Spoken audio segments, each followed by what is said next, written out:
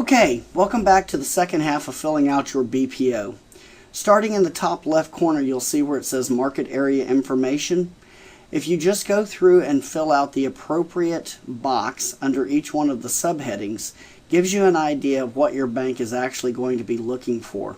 Under selling time, where it says 90 to 100 days, that's the average sales time that the properties on the market currently are selling within. Then you see property usage. This is really helpful when you've got new construction or an older neighborhood where you know a lot of the properties are rentals, or even a new subdivision where a lot of the properties are owner occupied. This is just a rough guesstimate of how you feel the properties in that given neighborhood are actually running. Are they vacant? Are they owner occupied? Rentals, single family, multifamily, residential, commercial? What do you have? What are you working with?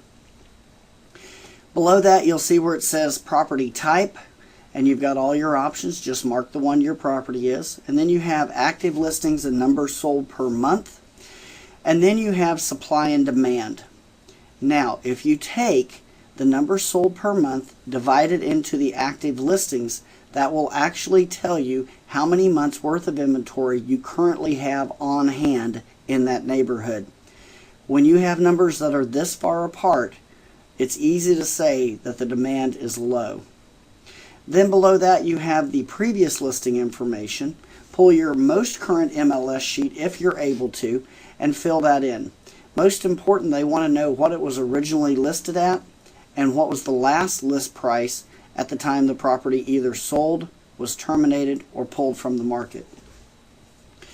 Then below that, it says subject current situation. In the area marked neighborhood market, this is what's going on in the neighborhood. Is this neighborhood near an airport? Is it in a flyover zone? Have a lot of the homes in this area been updated? Are they near a swimming pool? Is there a neighborhood park? That's the kind of information they want to know about the neighborhood. And then below that, where is the subject property located? Are you located on the edge of the subdivision backing up to power lines? Or in our case, backing up to busy street that has commercial development on the other side? Then you come on down. Are you aware of any title or legal issues? Most of the time that's filled out, or that information is given by the title company, and in our case we mark it as NA. Financing issues, once again, also NA, we don't know. And then local customs or codes, once again, NA. We don't really have any of that. Then you come down to the homeowners association, the condo association, or the public utility district. If there's somebody that charges a monthly fee or a yearly fee, this is where you need to put it. In this case, this is our homeowners association. They pay $695.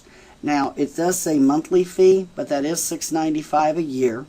Then it gives you the name of the association management company and their telephone number. That's followed by taxes. How much are they? And for what year are you looking at? And then inspections that you recommend. Do we need a termite, a roof, a mechanical, a well or septic inspection, structural, or other? In this case, we've called for a termite inspection. Repairs and improvements. We don't put anything in here. They're not going to be getting credit for anything. We leave that space open. Followed by property repairs. Now, if you've already viewed the first half of how to fill out the BPO, you will recognize those numbers. Those are the different categories on the repair sheet that shows how many dollars in each category we have in repairs. It's an abbreviated version of the actual repair sheet. And then below that, you're going to see our as-is value and our repaired value. 60 to 90 day sales time. If you notice, this is a rough working worksheet, so scratching out on it, not a big deal. And then you see where we've got it priced here. We have priced as is and priced repaired. And we'll be coming back to that. Also, below that, then, you're going to see where it says broker marketing recommendations. Property marketing condition, as is, partial repairs, or full repairs. Most likely financing, conventional FHA, VA, cash, or other. And who's the likely buyer on this property? Is it going to be a first-time home buyer, somebody moving up, an investor, second home, or a retiree? We'll be coming back to talk about these two categories in just a little bit. But let's take a look at the second page of our BPO. Here's our second page. This is where all the adjustments are actually made. And I would highly recommend you make them on paper before you actually put them into a BPO in electronic format. Reason being is this allows you to adjust them and tweak them and play with them and actually get to the meat of what you're doing. You need to realize that this worksheet and the numbers that you come up with are actually what the bank is paying you for. This is the meat and the potatoes of our industry. Let's take a look.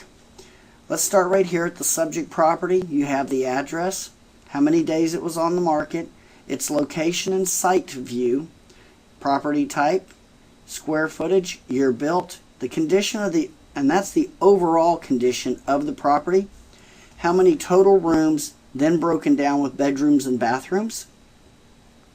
Does it have heating and cooling, well or septic? What kind of parking is there? Does it have a 3-car garage, a 2-car garage? And does it have a pool and spa? You notice here's your pool and spa. This part down here is nothing more than a copy of the above category. So you've pulled your comps, so you need to go in and start filling them in. You have the address and the proximity to the subject. This is usually shown in quarters of a mile, 2.5, 0.5, 75, 1 miles, etc. Then they want to know who's the seller. Is the seller a corporation or is it an owner-occupied? A corporation can be anything from a foreclosure to a short sale. Even though a homeowner is still in the house, it does require the bank to give approval on the sale of a short sale, so that would be a corporate listing. Also, a transfer or a relocation.